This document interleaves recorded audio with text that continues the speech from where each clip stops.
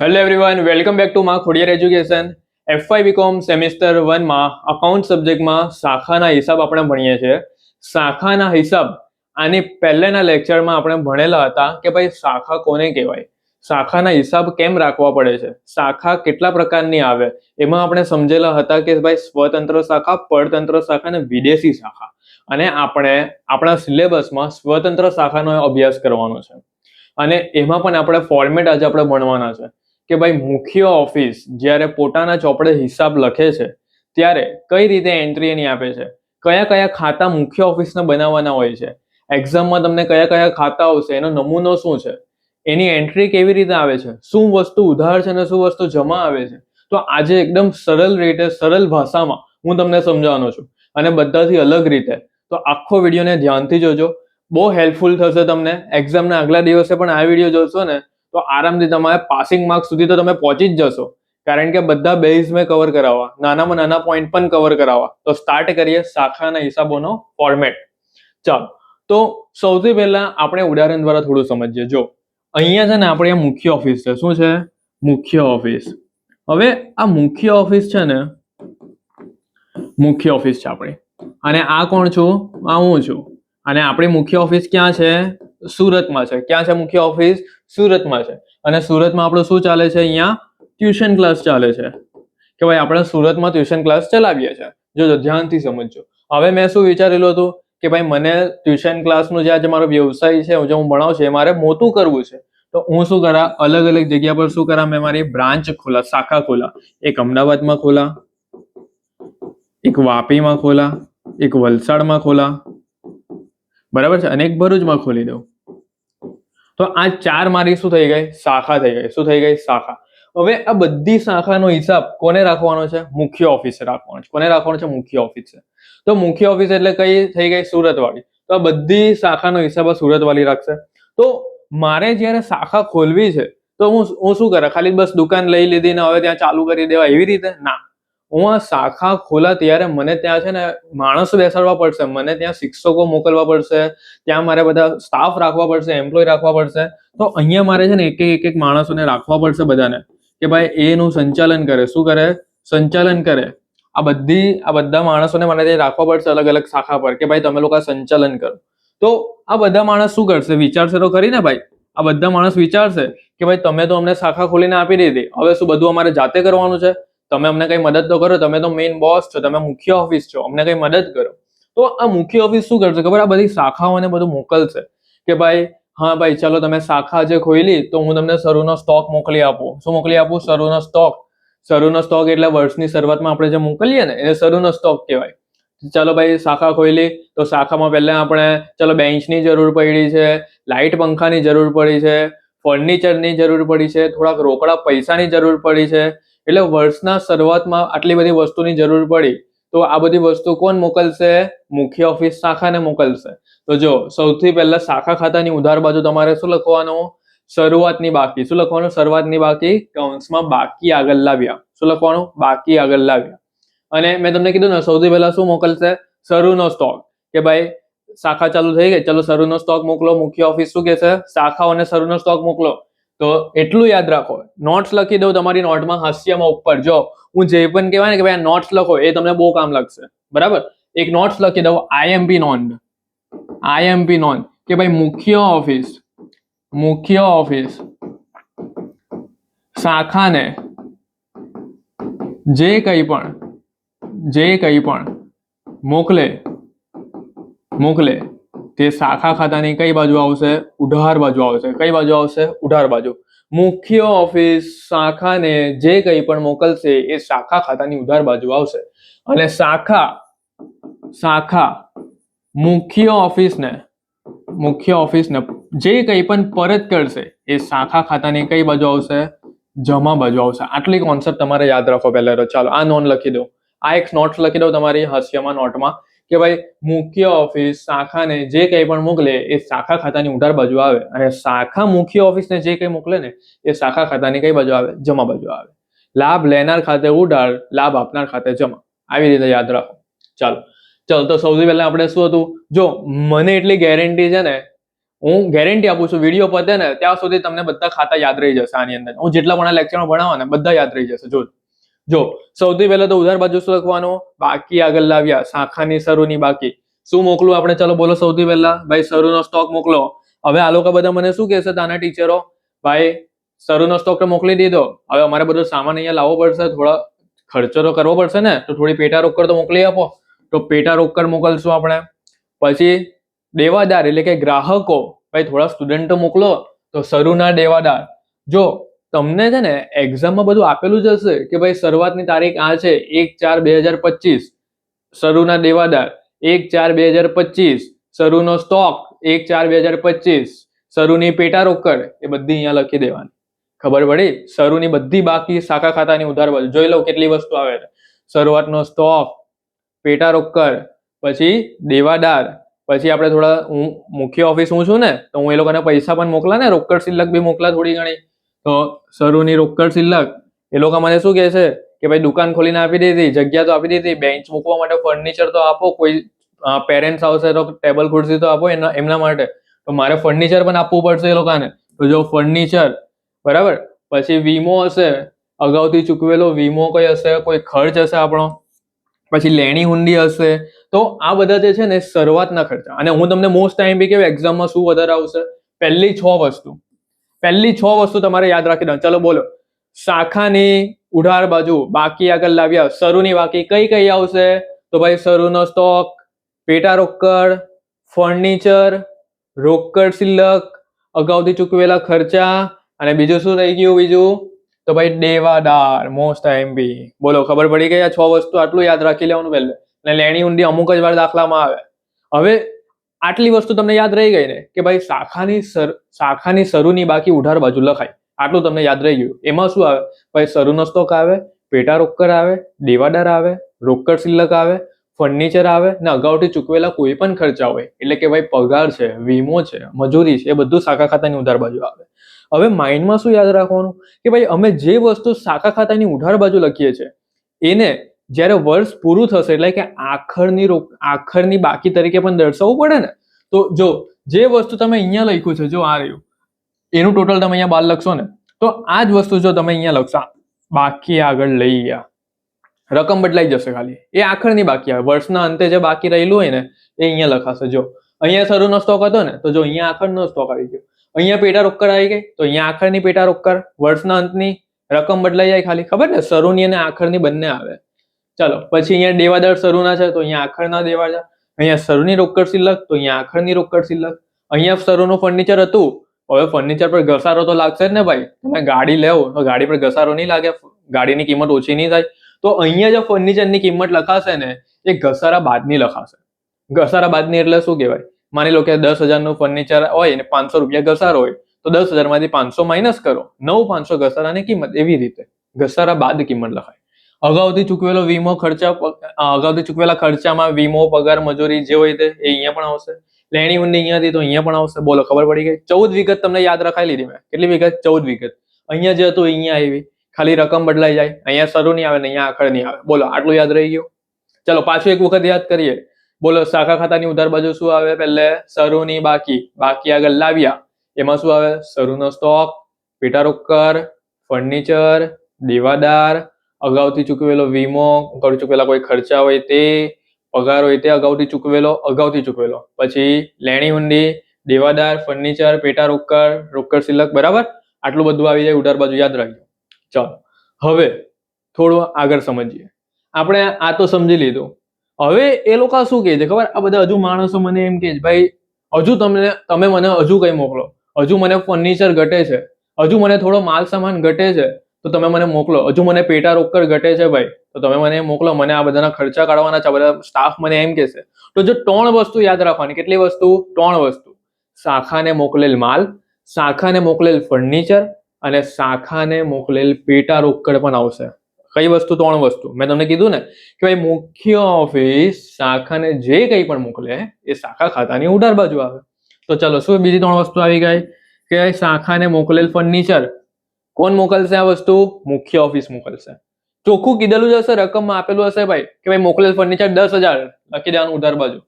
શાખાને મોકલેલ માલ, શાખાને મોકલેલ પેટા રોકડ, જોજો શાખાને મોકલેલ પેટા રોકડ. હવે આ પેટા રોકડ કેવી રીતે મોકલશે? બેંક ખાતે મોકલશે, એટલે કે બેંક દ્વારા મોકલશે. તો અહીંયા મેં કાઉન્સમાં લખ્યું છે બેંક ખાતે. બોલો ખબર પડી ગઈ? કઈ 3 વસ્તુ એક્સ્ટ્રા હજુ મોકલશે? કે ભાઈ ફર્નિચર પણ મોકલશે, પેટા રોકડ પણ મોકલશે અને માલ પણ મોકલશે. તો બેઠું કીધેલું જ હોય. હવે આમાં કેવું હોય ખબર? કે અમુક વખત આ છે ને શાખાને મોકલેલ માલ, આપણે માલ તો મોકલો પણ અમુક માલ કેવાય બગડેલો હોય, તો પેલા લોકો પાછા મોકલી આપે. કોણ? શાખા મુખ્ય ઓફિસને પાછા મોકલી આપે. તો જો મોકલેલ માલ ઉધાર બાજુ આવ્યું ને, પણ શાખાએ મુખ્ય ઓફિસને પરત કરી નાખ્યું, તો જોઈ લો આયલું શાખાએ પરત કરેલ માલ છે ને જમા બાજુ. બોલો ખબર પડી ને? આ નોંધ લખાવી તો યાદ રહી ને? ભાઈ શાખા મુખ્ય ઓફિસને જે કંઈ પણ મોકલશે ને એ શાખા ખાતાની જમા બાજુ આવી જશે. ચલો આટલું યાદ રહી ગયું. મેં તમને આ યાદ રખાયું, આ વસ્તુ યાદ રખાયું ને આ પરત કરેલ માલ વાળો પોઈન્ટ યાદ રખાઈ લીધો. ચાલો થઈ ગયું આટલું વસ્તુ. હવે આગળ જોઈએ. હવે શું થશે ખબર છે? આ બધા સ્ટાફ છે ને હજુ કે છે ભાઈ તમે અમને અહીંયા બેસાડી તો દીધા કાઉન્ટર પર ઓફિસમાં, હવે આ બધા ટીચરોને અમે રાખશું અલગ અલગ ધોરણોને, એને અમે પગાર કેવી રીતે ચૂકવશું? તો તમે અમને પગાર તો આપો. આજે બધા ટ્યુશન ખોલ્યા, એનો વીજળી ખર્ચ કોણ ચૂકવશે? તમે વીજળી ખર્ચ તો આપો. આનું ભાડું, આની મજૂરી, આ બધું કોણ ચૂકવશે? તો જો મેં તમને કીધું ને કે આપણું મુખ્ય ઓફિસ ચૂકવશે, અને મુખ્ય ઓફિસ શાખાને આ બધું મોકલશે. કોના દ્વારા મોકલશે? પૈસા અથવા બેંકથી મોકલશે. તો જોઈ લો, બેંક/રોકડ ખાતે મુખ્ય ઓફિસે કરેલા ખર્ચા કોના માટે? તો ભાઈ શાખા માટે. જોઈ લો કયા કયા ખર્ચા કરશે શાખા માટે? તો ભાઈ પગાર ખર્ચ આપશે, વીજળી ખર્ચ આપશે, ભાઈ ટ્યુશનનું માર્કેટિંગ કરીશું આપણે તો જાહેરાત ખર્ચ, વીમા ખર્ચ, ભાડુનો ખર્ચ. બોલો ખબર પડી ગઈ? ખબર પડી ને આટલા ખર્ચા? એટલે કે શું યાદ રાખવાનું? કે ભાઈ મુખ્ય ઓફિસ દ્વારા ચૂકવાતા ખર્ચા કોના માટે? શાખા માટે. શાખા ખાતાની ઉધાર બાજુ આવે. બોલો આટલો પોઈન્ટ ક્લિયર? એકદમ ઇઝી રીતે સમજાવું છું, કઈ મોટી એમાં ગેમ નથી. હવે અમુક જો તમારી ચોપડીમાં જેવું છે ને, તમને કઈ ખબર પણ નહીં પડશે ને, તમે બીજે જોશો ને ની આઈડિયા આવશે બધા આમાં આમનો નથી ને ગમે રીતથી સમજાવો.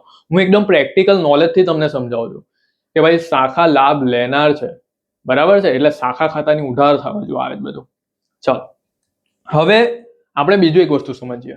જેવી રીતે આ કેવી રીતે શરૂની બાકી આપણે અહીંયા લખ્યું, એવી રીતે જમા બાજુ આવે બાકી આગળ લાવ્યા ચૂકવવાનું બાકી વસ્તુ. કઈ વસ્તુ? ચૂકવવાની બાકી. તો જો અહીંયા કેવું તો અગાઉથી ચૂકવેલા ખર્ચા, તો અહીંયા છે ચૂકવવાની બાકી.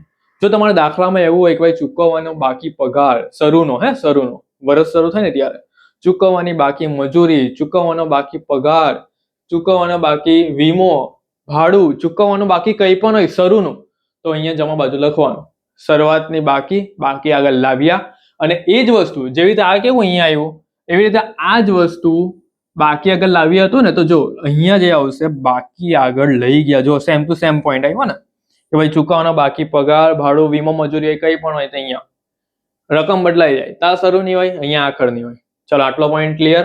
ઉધાર બાજુનું સમજ પડી. હવે એક પોઈન્ટ તમને મોસ્ટ ઇમ્પોર્ટન્ટ સમજાવું. જોજો હવે ધ્યાનથી સમજો. હું એક જમા બાજુનો પોઈન્ટ તમને સમજાવું છું, રોકડ/બેંક ખાતા.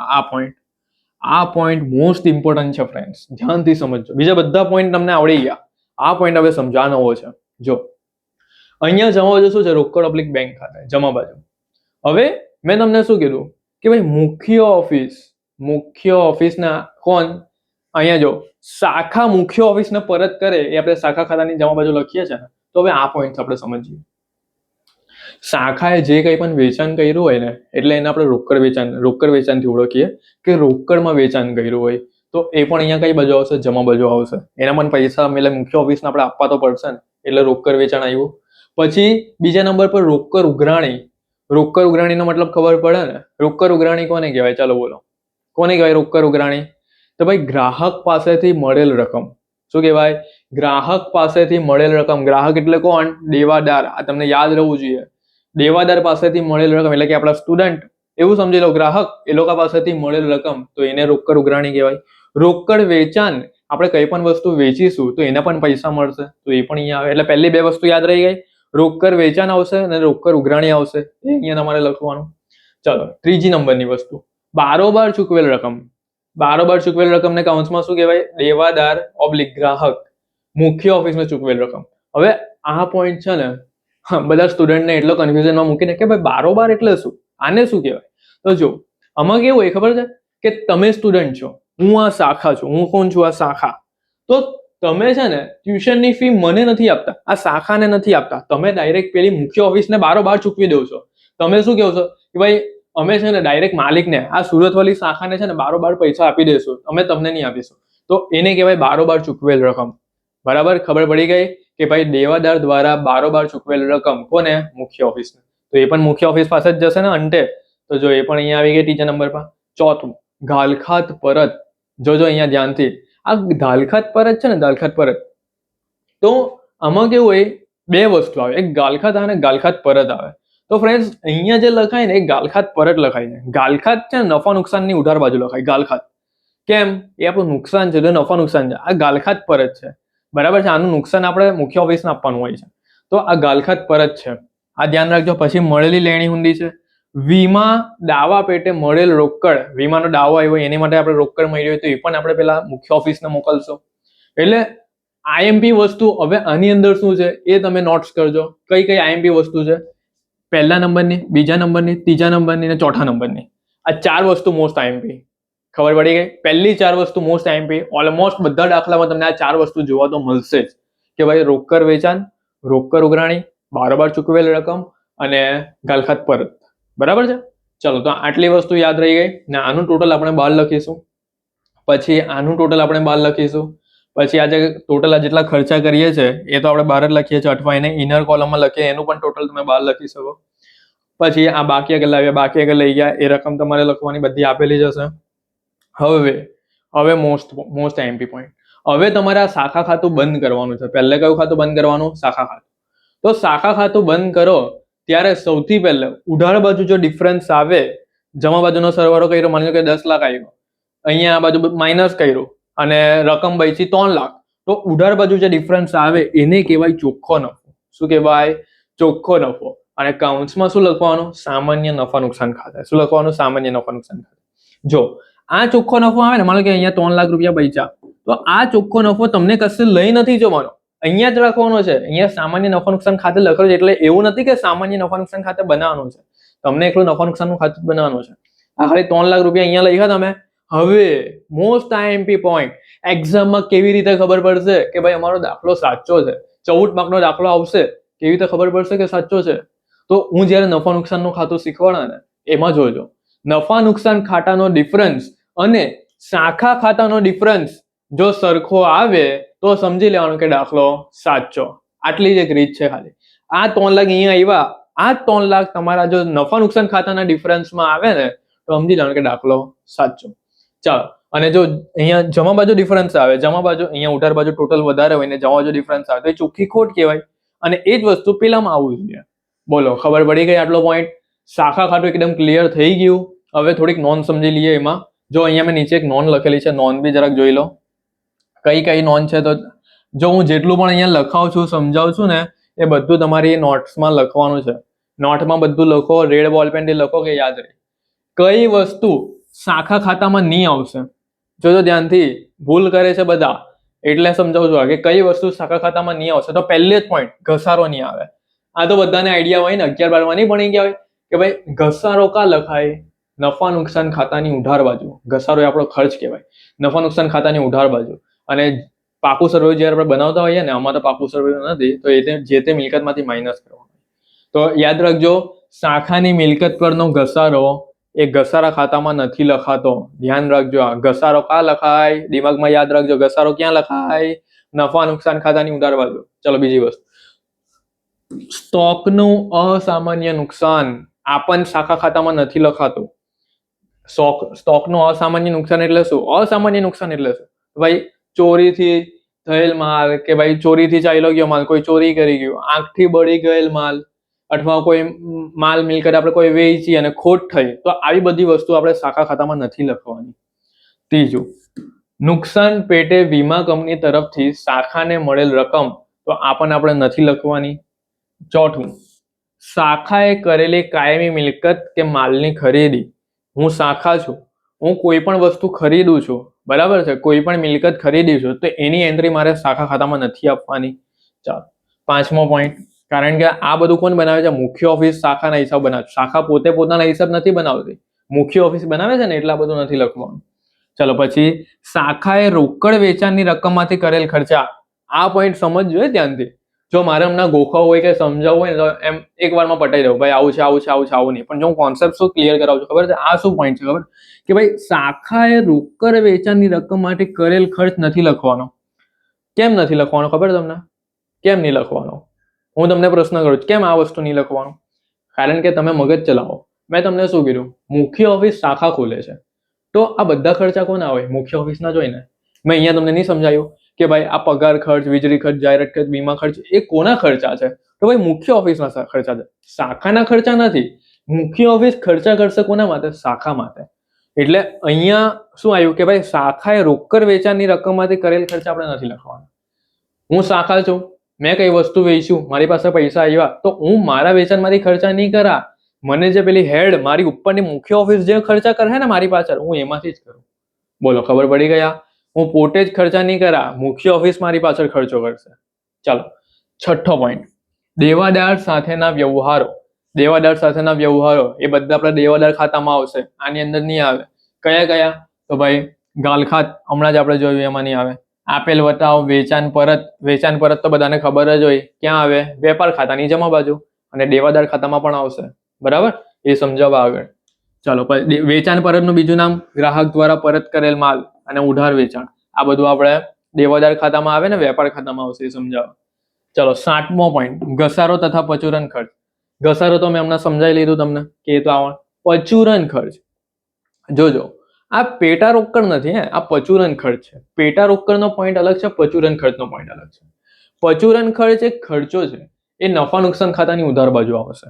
અને શાખા ખાતામાં છે ને આપણે શું લખીએ છીએ ખાલી એ જો, શરૂની પેટા રોકડ લખીએ છીએ આપણે અહીંયા, આખરની પેટા રોકડ લખીએ છીએ, અને અહીંયા આપણે શાખાને મોકલેલી પેટા રોકડ. આપણે અહીંયા કશે પચુરન ખર્ચ નથી લખતા. પચુરન ખર્ચ ક્યાં આવશે? નફા નુકસાન ખાતાની ઉધાર બાજુ આવશે. અને આપણે જ્યારે પેટા રોકડ ખાતું જોઈશું ને એમાં પણ પચુરન ખર્ચ આવશે. બરાબર છે? જો હમણાં તમે અત્યારમાં શાખા ખાતું એકદમ પહેલા પાક્કું કરી દો. શાખા ખાતામાં શું આવે, શું નહીં આવે. બરાબર છે? ચાલો, તો આ આપણે થઈ ગયું શાખા ખાતું. ચાલો, એક વખત રિવિઝન ફટાફટ કરી લઈએ. જો આ વિડીયો ગમે એટલો મોટો બની જાય ને કંઈ નહીં, પણ તમારો કોન્સેપ્ટ ક્લિયર થઈ જવો જોઈએ કે ભાઈ શું આવે શું નહીં આવે. હવે હું તમને છે ને આ વિડીયો લેક્ચરની અંદર કયા કયા ખાતા સમજાવવાનો છું. શાખા ખાતા સમજાવવા, વેપાર ખાતું સમજાવવા, નફા નુકસાન ખાતું સમજાવવા, અને પેટા રોકડ ખાતું ને દેવાદાર ખાતું. આ 5 મોસ્ટ એમપી ખાતાઓ સમજાવી લેવા. પછી જેમ જેમ મેં આગળ દાખલા કરાવતો જવા જે નવા પોઈન્ટ આવતા જશે ને એ હું અંદર એડ કરાવતો જવા. એટલે વિડીયો કાયમ જોયા કરજો અને નોટ્સ બનાવતા રાખજો. ચાલો, યાદ રાખીએ પાછું. સૌથી પહેલા મુખ્ય ઓફિસ હિસાબ બનાવે છે બધા. શાખાના હિસાબ કોણ બનાવે છે? બધા મુખ્ય ઓફિસ બનાવે છે. ઉધાર બાજુ, જમા બાજુ, જે પણ વસ્તુ મુખ્ય ઓફિસ શાખાને મોકલે શાખા ખાતાની ઉધાર બાજુ આવશે. પહેલે તો બાકી આગળ લાવ્યા 6 વસ્તુ મોસ્ટ એમપી. શરૂનો સ્ટોક, પેટા રોકડ, દેવાદાર, રોકડ શિલ્લક, ફર્નિચર, અગાઉ ચૂકવેલા ખર્ચા, પગાર, વીમો, મજૂરી જે હોય તે. એ જ વસ્તુ અહીંયા આખરની બાકીમાં આવશે, રકમ બદલાશે. પણ નવો પોઈન્ટ શું યાદ રાખવાનો? ફર્નિચરની જે કિંમત હોય ને એ ઘસારા બાદ લેવાની. ચાલો, પછી બીજી 3 વસ્તુ એક્સ્ટ્રા મોકલે તે શાખાને મોકલેલ ફર્નિચર, શાખાને મોકલેલ માલ, ને શાખાને મોકલેલ પેટા રોકડ ઉધાર બાજુ. પછી મુખ્ય ઓફિસ બીજા કોઈ પણ ખર્ચા કરશે શાખા માટે, એટલે કે ભાઈ વીજળી ખર્ચ, પગાર ખર્ચ, જાહેરાત ખર્ચ, વીમા ખર્ચ, ભાડુનો ખર્ચ, આ બધું શાખા ખાતાની ઉધાર બાજુ. ચાલો, પછી બાકી આગળ લાવી અને બાકી આગળ લઈ ગયા. જે પણ કંઈ ચૂકવવાનું બાકી છે, ચૂકવવાનો બાકી પગાર શરૂનો છે તો અહીંયા, આખરનો છે તો અહીંયા. બરાબર? પછી આ રોકડ આપેલું શાખાને મોકલેલ માલ છે અહીંયા, હવે થોડો માલ પરત કરી નાખ્યો શાખાએ તો એ જમા બાજુ આ રહ્યું. પછી આપેલો રોકડ ઓબ્લિક બેંક ખાતે, એમાં આપણે મોસ્ટ એમપી પોઈન્ટ જોયા. રોકડ વેચાણ, ઉધાર, રોકડ ઉઘરાણી, દેવાદાર પાસેથી મળેલ રકમ કહેવાય ને રોકડ ઉઘરાણી, ગાલખાત પરત, બારોબાર ચૂકવેલ રકમ, મળેલી લેણી ઊંડી, વીમા દાવા પેટે મળેલ રોકડ. પછી ડિફરન્સ આવે એને ચોખ્ખો નફો, ને અહીંયા ડિફરન્સ આવે એને ચોખ્ખી ખોટ. બેમાંથી એક ડિફરન્સ તમારો આવે. હવે એક પોઈન્ટ તમને સમજાવું છું અહીંયા. આ જે આપણા ખર્ચા છે ને, પગાર ખર્ચ, વીજળી ખર્ચ, જાહેરાત ખર્ચ, વીમા ખર્ચ, ભાડું ખર્ચ, આની બીજી પણ અસર થાય. ક્યાં થાય? તો આ બધા ખર્ચા આપણા નફા નુકસાન ખાતે ઉધાર બાજુ લખાશે. તમે અહીંયા જે પણ કંઈ લખશો ને, મુખ્ય ઓફિસ શાખા માટે જે પણ કંઈ ખર્ચા કરે ને એની અસર અહીંયા તો થાય, સાથે સાથે ક્યાં થાય? નફા નુકસાન ખાતાની ઉધાર બાજુ આ બધા ખર્ચા લખાશે. બરાબર છે? ચલો, હવે જેમ જેમ હું આગળ ખર્ચા સમજાવું છું ને, એટલે કે ખાતા સમજાવશું ને, એ બધા તમને બધી એન્ટ્રી હવે તમને આઈડિયા આવતી જશે કે હવે શું આવશે. ચલો, તો પહેલે તો આપણું આ શાખા ખાતું અહીંયા ક્લિયર થઈ ગયું. હવે આગળ નેક્સ્ટ જઈએ. જો કોઈ ડાઉટ તમારા મનમાં નહીં હશે, મને એવો વિશ્વાસ છે, કારણ કે મસ્ત સમજાયેલું છે એકદમ.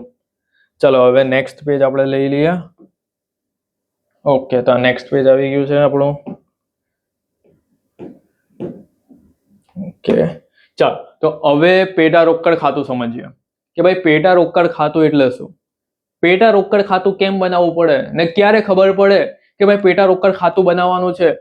આવો એક ક્વેશ્ચન થવો જોઈએ ને કે ભાઈ પેટા રોકડ ખાતું ક્યારે બનાવવાનું છે. આ શું નવું આવ્યું પેટા રોકડ ખાતું, શાખા ખાતું તો મસ્ત સમજ પડી ગઈ. તો જો જ્યારે તમારા દાખલામાં શું આવેલું હોય, પેટા રોકડ, કયો શબ્દ હોય, પેટા રોકડ નામનો શબ્દ તમારા ખાતામાં આવે ને, અથવા પચુરન ખર્ચ, કયો પચુરન ખર્ચ, ત્યારે પેટા રોકડ ખાતું બનાવવાનું. બરાબર છે. જો પેટા રોકડ એટલે શું, કાં આપણે પેટા રોકડ લખીએ, બે પ્રકારની પેટા રોકડ, બોલો કઈ કઈ શાખા ખાતામાં લખીએ. એક શાખા ખાતાની ઉધાર બાજુ ને બીજી શાખા ખાતાની જમા બાજુ. તો શાખા ખાતાની ઉધાર બાજુ જે પેટા રોકડ આપણે લખેલી હતી ને એને શરૂની પેટા રોકડ કહેવાય. કઈ પેટા રોકડ કહેવાય? શરૂની. તો જે આપણે શાખા ખાતાની ઉધાર બાજુ શરૂની પેટા રોકડ લખેલી હતી ને પેલી 6 નામ વાળી, તો એને આપણે કહેવાય બાકી આગળ લાવ્યા. એ જ આપણે બેઠે અહીંયા લખીશું. જો ખબર પડી કઈ પેટા રોકડ અહીંયા લખાય. માનો કે આ જો અહીંયા પેટા રોકડ છે 5000, તો આ 5000 આપણે ક્યાં લખવાની છે? અહીંયા 5000 લખવાના. બોલો ખબર પડી ગઈ એની અસર. હવે પેલા શાખા ખાતામાં આપણે અહીંયા જમા બાજુ નહીં લખેલા, અહીંયા પેટા રોકડ, માનો કે અહીંયા 10000 હોય આખરની પેટા રોકડ, તો અહીંયા બાકી આગળ લઈ ગયા તમારા કેટલા છે? 10000. બોલો શરૂની અને આખરની બાકી સમજ પડી ગઈ એકદમ ઇઝીલી કે ભાઈ પેટા રોકડ ખાતામાં કઈ રકમ આવશે. વગર રકમે તમને આખું આ ફોર્મેટ શીખવાડી દેવા. જોજો મેં બાકી આગળ લાવ્યા, શાખા ખાતાની ઉધાર બાજુ જે પેટા રોકડ લખો ને એ જ અહીંયા લખવાની. બાકી આગળ લઈ ગયા, શાખા ખાતાની જમા બાજુ આખરની બાકીમાં જે પેટા રોકડ લખો ને એ જ અહીંયા લખવાની. બોલો આઈડિયા આવી ગઈ. ચલો પછી શાખા ખાતાની ઉધાર બાજુ તમે અહીંયા એવું પણ લખેલું છે, શાખાને મોકલેલ પેટા રોકડ છે ને, બેંક ખાતે શાખાને મોકલેલ પેટા રોકડ. પેટા રોકડને લગતી જે પણ માહિતી આવશે ને બધી પેટા રોકડના ખાતામાં જશે. તો જો શાખાને મોકલેલ પેટા રોકડ, તો જો યાર રહ્યું મુખ્ય ઓફિસ પાસેથી મળી શાખાને, એટલે અહીંયા ઉધાર આવી ગઈ. ખબર પડી ગઈ. પેટા રોકડની મુખ્ય ઓફિસ પાસેથી મળી ને પેટા રોકડ, માની લો કે ત્યાં અહીંયા પેટા રોકડ તમને દાખલામાં આપેલી છે, ભાઈ પેટા રોકડ છે 2000 મળી મુખ્ય ઓફિસ પાસેથી, તો અહીંયા પણ એ 2000 લખી દેવાના. એવી રીતે બોલો ખબર પડી. અને આ પચુરન ખર્ચ એ પણ કદાચ દાખલામાં આપેલો હોય, બરાબર, તો એ લખી દેવાનું, તમારું ખાતું સરભર થઈ જાય. હવે અહીંયા હું મોસ્ટ ઇમ્પોર્ટન્ટ પોઈન્ટ સમજાવું છું. મોસ્ટ ઇમ્પોર્ટન્ટ પોઈન્ટ નોટ્સ કરી દેજો. એક્ઝામમાં શોર્ટ ક્વેશ્ચનમાં તમને છે ને એવો દાખલો આવશે કે ભાઈ પચુરન ખર્ચ શોધો, અથવા એવો દાખલો આવશે કે આખરની પેટા રોકડ શોધો, અથવા એવો દાખલો આવશે કે શરૂની પેટા રોકડ શોધો, અથવા એવો દાખલો આવશે કે મોકલેલ પેટા રોકડ શોધો. એટલે કે આ 4 વિગતમાંથી કોઈ પણ એક વિગત તમારે શોધવાની આવશે, ગેરંટી આવશે જ. અને એવો દાખલો લોંગ ક્વેશ્ચનમાં આવશે કે એમાં પેટા રોકડ ખાતું બનાવવાનું આવે જ દરેક દાખલામાં. તો એક્ઝામમાં કેવું હશે શોર્ટ ક્વેશ્ચનમાં કે ભાઈ 3 વિગત હોય એમાંથી એક શોધી કાઢો. માની લો કે અહીંયા તમારી છે 12000, તો આ 12 ને 5 કેટલા થઈ ગયા? 18000.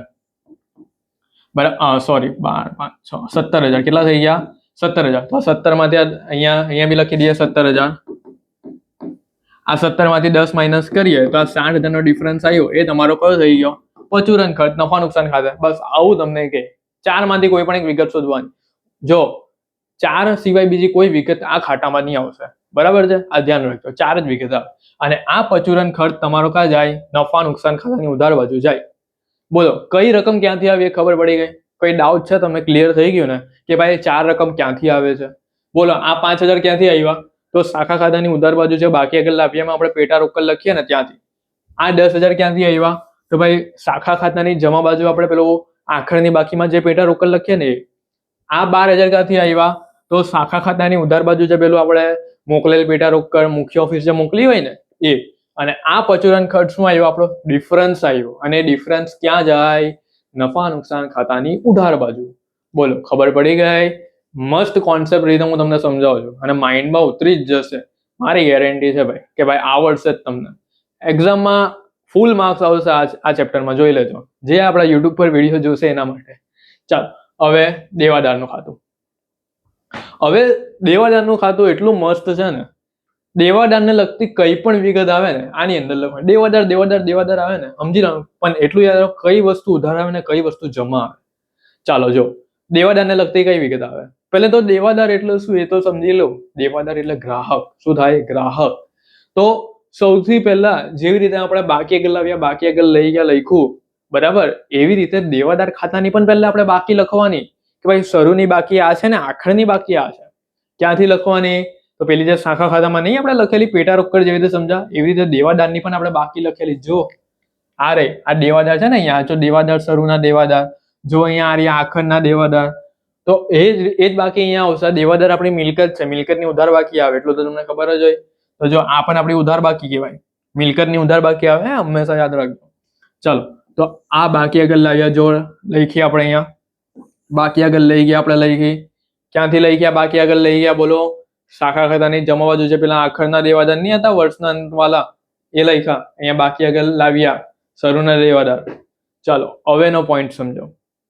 આપણે શાખા ખાતામાં જમા બાજુ એવું લખેલું હતું કે ભાઈ રોકડ ઉઘરાણી, જો દેખાય છે રોકડ ઉઘરાણી, પછી એક આ વસ્તુ આપણે લખ્યું રોકડ ઉઘરાણી, પહેલી વસ્તુ. બીજી વસ્તુ બારોબાર ચૂકવેલ રકમ, એટલે કે ભાઈ ગ્રાહકો અથવા દેવાદારોએ મુખ્ય ઓફિસને બારોબાર રકમ ચૂકવી દીધી. આ બે વસ્તુ તમારે ક્યાં લખવાની છે? જોઈ લો, આ રહ્યો દેવાદાર ખાતાની જમા બાજુ, જો આ રહ્યો આપણો. અને આ જે વેચાણ પરત છે ને, વેચાણ પરત, દેવાદારોએ પરત કરેલ માલ, આ વેચાણ પરત એ તમારી વેપાર ખાતામાં પણ આવશે. જો આ રહ્યું, આ તો બધાને યાદ છે 11-12 ધોરણમાં કે ભાઈ વેપાર ખાતાની જમા બાજુ વેચાણ પરત આવે, વેચાણમાંથી માઇનસ કરવાનો એ વેચાણ પરત, એ તો આઈડિયા જ છે તમને. તો જો આટલું ખબર પડી ગઈ તમને. ચલો બોલો, દેવાદાર ખાતામાં જમા બાજુ શું આવશે? તો રોકડ ઉઘરાણી, વેચાણ પરત, જે દેવાદારોએ આપણે માલ પરત કર્યો હોય ને, હવે માની લો કે હું તમને માલ વેચું અને તમે મને પરત કરી નાખો, તો એ વેચાણ પરત કહેવાય. કોઈ પરત કર્યો? તો ભાઈ દેવાદારોએ પરત કર્યો, ગ્રાહકોએ પરત કર્યો. તો દેવાદાર ખાતાની જમા બાજુ આવ્યું કે નહીં? અને એ જ વસ્તુ મારે ક્યાં લખવાનું છે? તો ભાઈ વેચાણમાંથી મારે માઇનસ કરી નાખવાનું, એટલે વેચાણ પરત માઇનસ કરે એટલે અહીંયા 12 રકમ મળે એમ. ચાલો 3 વસ્તુ થઈ. પછી આ ગાલખાત. તો મિત્રો ગાલખાત છે ને, ગાલખાત, એ ગાલખાતની 2 અસર થાય. એક અસર આપણે અહીંયા તો કરીએ જ છે ભાઈ, નુકસાન થાય છે, ગ્રાહકોના લીધે નુકસાન થયું આપણે. અને બીજી મેં ક્યાં કીધું તમને? નફા નુકસાન ખાતાની ઉધાર બાજુ બી ગાલખાત આવે, યાદ રાખજો. નફા નુકસાન ખાતાની ઉધાર બાજુ આપણે 11-12 ભણીને આવેલા છે. ખર્ચો છે આપણું, નુકસાન છે, ઉધાર બાજુ આવશે. ચાલો, અને આપેલ વટાવ, કસર ને વળતર, આ વળતર આ બધું આવશે. આપેલ વટાવ, કસર, વળતર દેવાદાર તરફથી આપણે મળેલું હોય. અને આખરની બાકી મેં તમને સમજાવી. હવે ઉધાર બાજુ, આમાં તમારો ડિફરન્સ શું આવશે? મોસ્ટ ઓફલી તમારો ડિફરન્સ આવશે ઉધાર વેચાણ. શું આવશે? ઉધાર વેચાણ. એમ તો કંઈ પણ આવી શકે, પણ મોસ્ટ ઓફલી એવા દાખલામાં છે ને ઉધાર વેચાણ જ આવશે, શોર્ટ ક્વેશ્ચનમાં, લોંગ ક્વેશ્ચનમાં. ચાલો હવે બીજું શું આવશે? ના મંજૂર કરેલ વટાવ, નકરાયેલ ચેક, દેવાદાર ખાતે ઉધારેલ વ્યાજ. હવે તમારે એમ પ્રશ્ન થાય કે સર તમે આમાં પણ કઈ આઈએમપી કહેવાની કે એક્ઝામમાં કઈ વિગત ફિક્સ આવશે જ? એવું થાય ને કે કઈ વિગત દરેક દાખલામાં કોમન આવે જ. તો જો બાકી આગળ લાવ્યા, બાકી આગળ લઈ ગયા, એ તો આવવાની જ છે, સિમ્પલ છે. તો આ તો આઈએમપી થઈ જ ગઈ. બીજી વસ્તુ રોકડ ઉઘરાણી, રોકડ ઉઘરાણી મોસ્ટ આઈએમપી. વેચાણ પરત અમુક દાખલામાં આવી શકે. બારોબાર ચૂકવેલ રકમ આ પણ આવશે. ગાલખાત પણ આવી શકે એક્ઝામમાં, બરાબર છે. આપેલ વટાવો અમુક વખત જ આવે છે. ઉધાર વેચાણ તો ડિફરન્સ આવશે જ તમારો. હવે ના મંજૂર કરેલ વટાવ, નકરાયેલ લેણી ઊંડી, દેવાદાર ખાતે ઉધારેલ વ્યાજ, એ એટલું આઈએમપી નથી, બરાબર છે. એ બધું એટલું બધું નહીં આવશે. પણ આ જેટલું મેં તમને સ્ટાર કરાવ્યા ને, આ તો આવશે જ એક્ઝામમાં, બરાબર છે. અને વેચાણ પરત અમુક વખત આવી છે. બસ આટલી વસ્તુ આઈએમપી. આ એટલું બધું નથી આવતું, આ 3 વસ્તુ. બોલો સમજ પડી ગઈ? પણ વિગત તો બધી યાદ રાખવાની. નકરાયેલ ચેક, ના મંજૂર વટાવ, દેવાદાર ખાતે ઉધારેલ વ્યાજ, આ બધું અહીંયા ઉધાર બાજુ આવશે. ચાલો તો આ આપણું થઈ ગયું દેવાદાર ખાતું. હવે આવી જઈએ વેપાર ખાતામાં. હવે તમને એમ પ્રશ્ન થાય સર વેપાર ખાતું તો અમને આવડે જ છે, અમે તો 11-12 ભણીને આવ્યા જ વેપાર ખાતું, પણ આમાં નવું શું આવશે એ તો શીખવું પડે ને તમારે કે ભાઈ નવું શું આવે. તો જો ઉધાર બાજુ અને જમા બાજુ તો થઈ ગઈ આપણી. જેવી રીતે આ બધા ખાતા આપણે નહીં જોયા કે ભાઈ દેવાદાર ખાતું તો એ બાકી આગળ લાવીએ ઉધાર બાજુ, બાકી આગળ લઈએ જમા બાજુ. પેટા રોકડ ખાતું શરૂની બાકી ઉધાર બાજુ લખી, આખરની બાકી જમા બાજુ લખી. એવી રીતે વેપાર ખાતામાં શરૂનો સ્ટોક આપણે ઉધાર બાજુ લખવાનો અને આખરનો સ્ટોક અહીંયા જમા બાજુ.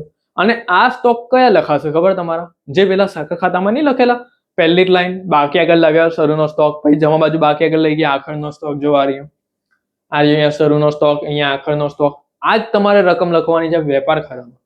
જો એટલે તમે એક વસ્તુ નોટિસ કર્યું કે રકમ બદલાતી નથી, બધી રકમ સેમ આવે. તમારે ખાલી એન્ટ્રી યાદ રાખવાની છે કે કઈ એન્ટ્રી ડબલ જગ્યાએ થાય છે.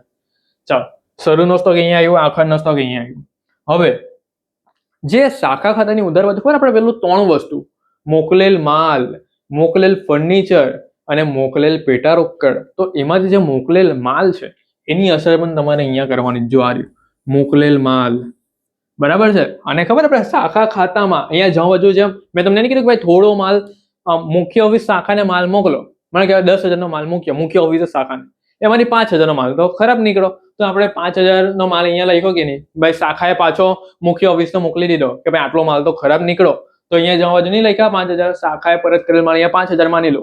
તો આની અસર તમારે પરત કરેલ માલની અસર આ મોકલેલ માલમાંથી માઇનસ કરવાનું. માને કે આ 10,000 ને આ 5,000, તો અહીંયા બહાર કેટલા વધશે? બીજા 5,000. એવી રીતે બોલો, ખબર પડી ગઈ? એટલે ટૂંકમાં શું યાદ રાખો, કોન્સેપ્ટ શું આવ્યો કે ભાઈ મોકલેલ માલમાંથી પરત કરેલ માલ માઇનસ કરો, સિમ્પલ, બરાબર છે. અને આ જે મોકલેલ માલ છે એ શાખા ખાતાની આપણે ઉધાર બાજુ લખીએ છીએ, અને આ પરત કરેલ માલ છે એ શાખા ખાતાની આપણે જમા બાજુ લખીએ છીએ. બોલો, ખબર પડી ગઈ? આવડવું જોઈએ બધું, બરાબર છે. એક પણ વસ્તુ મગજની ઉપરથી નહીં જવી જોઈએ કે ભાઈ આ વસ્તુ નહીં ખબર પડી મને.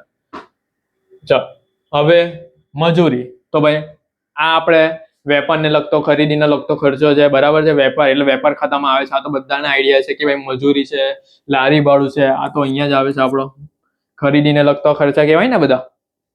ચાલો, હવે જમા બાજુનું થોડું શીખીએ આપણે કે વેચાણમાં અહીંયા કયા નવા પોઈન્ટ એડ થયા ને વેચાણમાં શું આવે છે. તો જો 2 પ્રકારના વેચાણ આવે, એક રોકડ વેચાણ આવે ને એક ઉધાર વેચાણ આવે.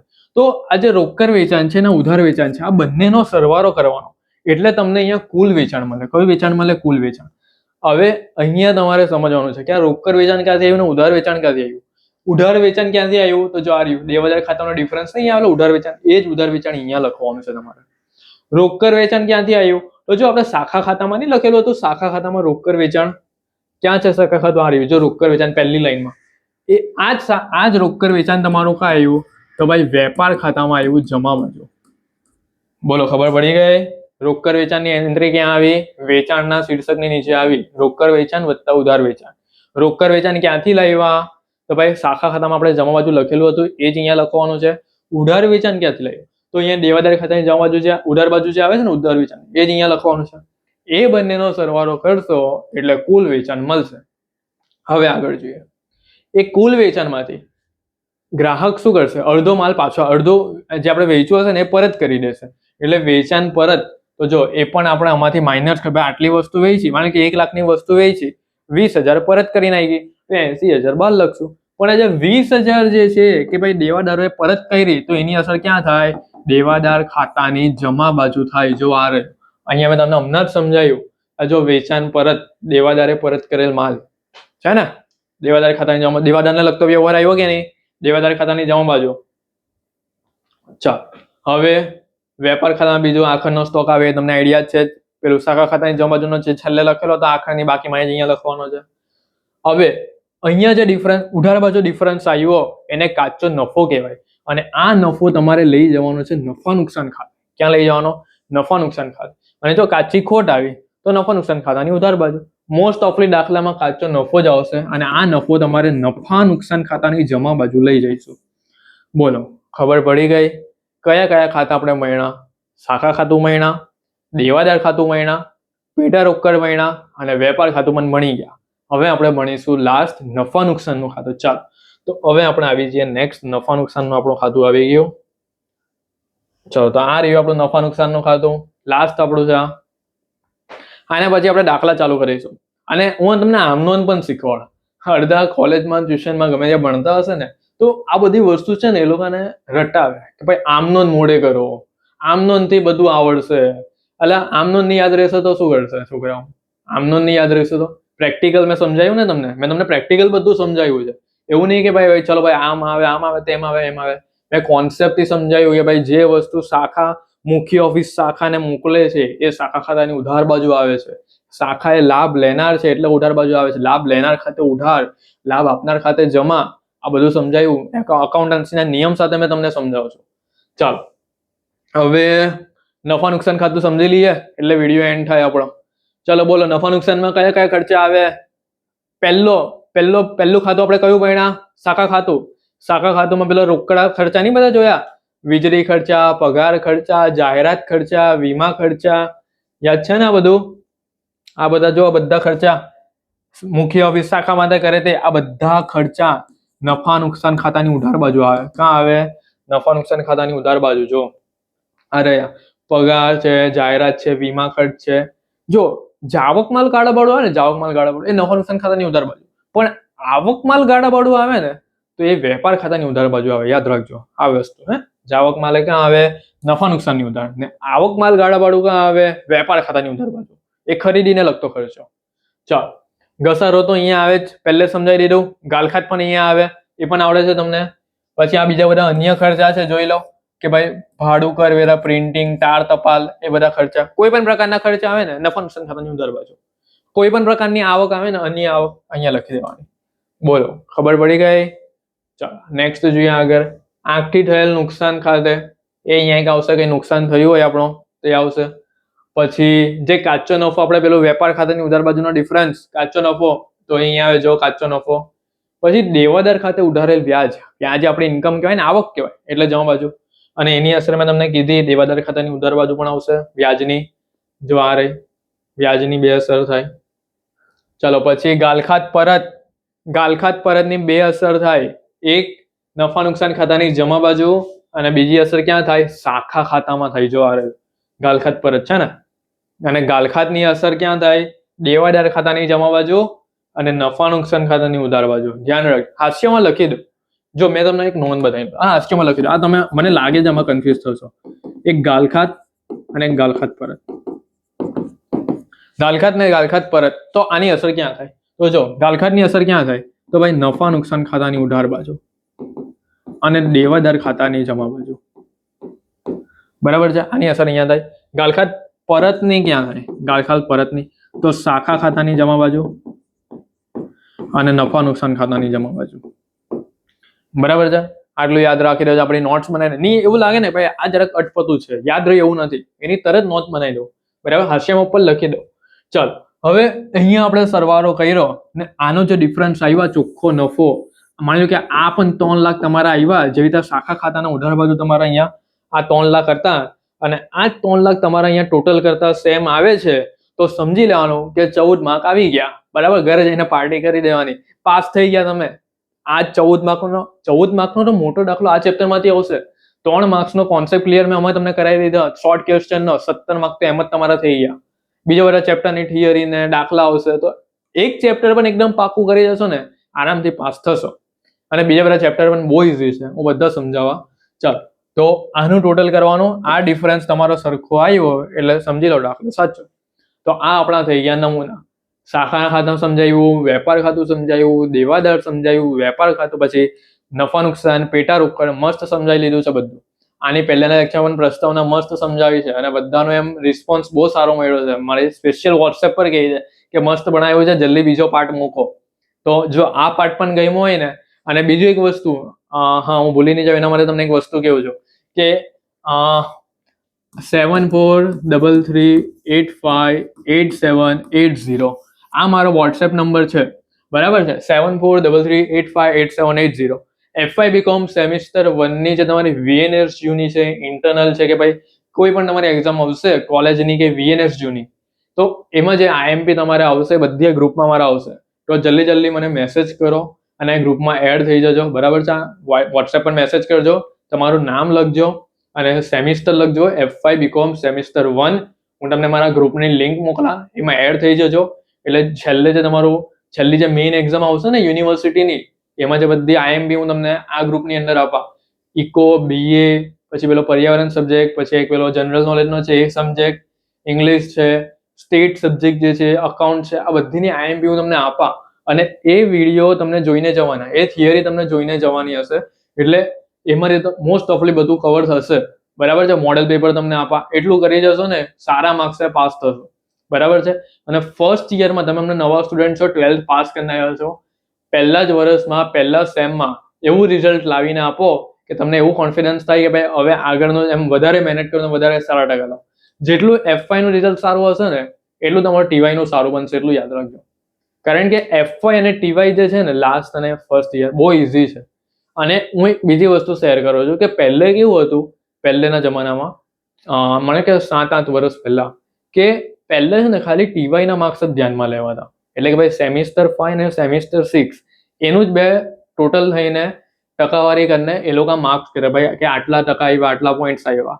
હવે કેવું થઈ ગયું છે કે 3 સેમિસ્ટરના તમારા જે માર્ક્સ પોઈન્ટ આવે SGPA કે CGPA પર્સન્ટેજ જે હોય તે બધા સાથે મળીને તમને છે ને તમારા એક એવરેજ તમારી નક્કી થાય ભાઈ કે ભાઈ 70% આવ્યા કે 75% આવ્યા કે ભાઈ આટલા SGPA 7.5 કે 7.8 એવી રીતે 75 કે 76% આવ્યા. 6 સેમ ભેગા કરીને 3 વર્ષનું રિઝલ્ટ તમારું છેલ્લે માર્કશીટમાં લખેલું હોય છેલ્લા સેમની સેમિસ્ટર 6ની. પહેલે એવું નહીં હતું. તો એવું નહીં માનતા કે ભાઈ FY છે એટલે FY માં મહેનત નહીં કરીશું, અમારું તો છેલ્લું વર્ષ ધ્યાનમાં લેવાશે ને, એવું નથી. તમારે 3 વર્ષ ક્યાં નીકળી જશે, ક્યારે ડિગ્રી બીકોમની હાથમાં આવી જશે ખબર પણ નહીં પડશે. અને કોલેજમાં તમે જોશો ને લેક્ચર ચાલુ થયા હશે હમણાં, અમુક જ લોકો ભણતા હોય, અમુક નહીં ભણતા હોય. પહેલેથી એવી મહેનત કરો કે પછી તમને તકલીફ નહીં પડે. અને ધ્યાન રાખજો 80 નહીં આવે ને બસ એવા પ્રયાસ કરવાના છે ને સારામાં સારા માર્ક્સે તમે પાસ થાઓ. અને મારો વિડીયો જોતા હશો ને કોઈ તકલીફ નહીં પડશે. જ્યારે પણ તમને કંઈ તકલીફ પડે, કંઈ નહીં સમજ પડતી હોય, દાખલો નહીં આવડતો હોય, પોઈન્ટ સમજવો હોય, આ મારો નંબર છે, તરત ફોન કરજો. બરાબર છે? Thank you, all the best. અને એક્ઝામમાં બરાબર તૈયારી કરીને જજો. બરાબર, હવે નેક્સ્ટ વિડીયો માટે રાહ જોજો નેક્સ્ટ વિડીયોની.